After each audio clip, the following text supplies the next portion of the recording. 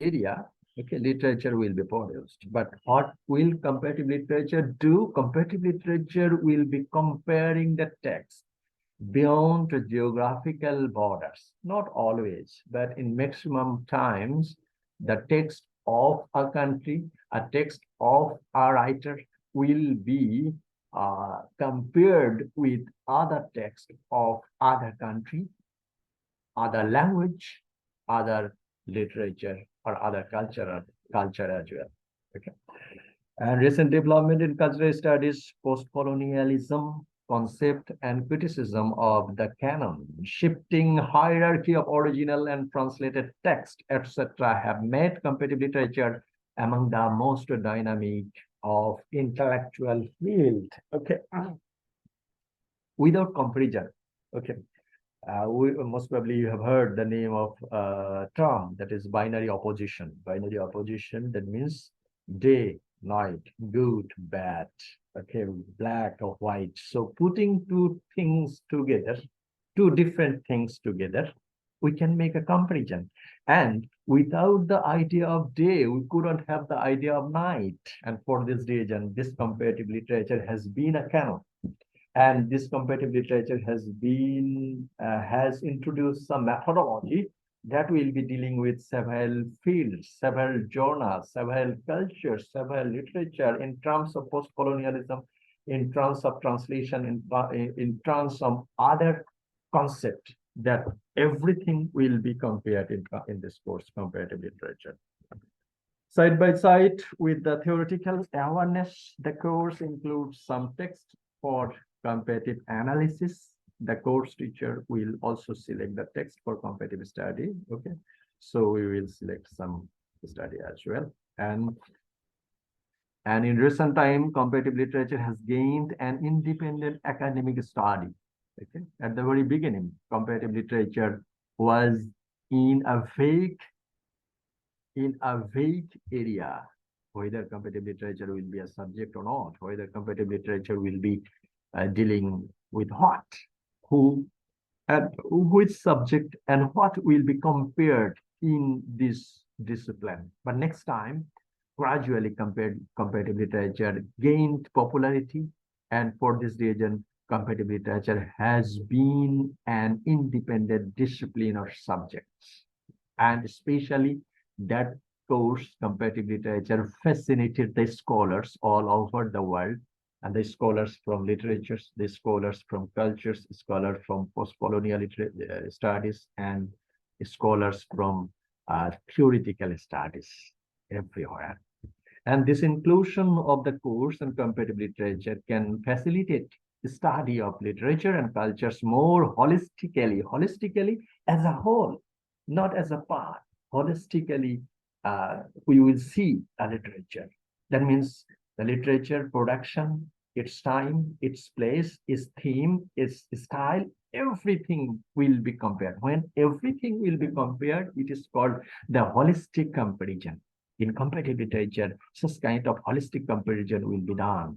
Okay, and the cross culturally and holistically and cross culturally. Okay, that means across the culture we will see. And there are some objectives that will be there. Introduce the students with the key component of concepts of comparative literature. We will be dealing at that. Help students to understand the importance of social, political, religious, and other influences in the production of literary text. Engage students comparing literary text into different languages and cultures. Okay. And upon completion of the course, what a student will be able to do, identify the development of comparative literature, understand and explain the post-production of the literary text in the context of social, political, and other influential factors. Demonstrate a skill to compare and contrast various aspects of literary text production produced within the same language or the different languages, and interpret various aspects of literary text in time and space across language and cultures. That means literature from different languages, literature from different cultures will be compared in this course, and the student will gain the ability to compare. And what to compare? and in which way the comparison will be done. Both aspects, that means both methodology and both the things what should be compared in comparative literature. There are some theories based on comparative literature, that means history of comparative literature, how this theory, that comparative literature subject came into existence. We will be dealing about the history, theories and methods of comparative literature. Okay, concept of world literature. So we see that is comparative literature and world literature. World literature, what is the definition of world literature? We will also be dealing with that. Importance of comparative literature in the 21st century, and comparative literature from alternative perspectives or comparative issues in comparative literature. So all things will be discussed. Conceptualizations of time in non-Western and Western culture, literary history. So there are several continents over there in this world. Okay, so Western perspectives, Eastern perspectives, Asian perspectives, African perspectives. So what is the perspectives of comparative literature in terms of continent like Western, Asian, African? We will also be dealing about that. There are some aspects, that is the thematology, genealogy, historiography, interliterary studies that we will be dealing. That means we will be dealing with theme, we will be dealing the chronology of the literature, the history of the literature, and the linkage between literature and culture, linkages between literature and literature. Everything will be dealing in this course. Concept of original and translation. Okay, we know that there are many texts. That means some texts, some literatures are written in French language, but we can't study in the French language. We can study the French language. In that regard, the literature written in French language that has been translated in English language and others. Okay, so the translation will also be compared in comparative literature, and ideological and hierarchical issues of literature. So everything will be discussed. This is the theoretical and approaches of comparative literature that we have discussed. And the second part, we will be discussing some text, understanding the methodology. That is, we will be comparing William Shakespeare's Tempest and Amy Caesar A Tempest.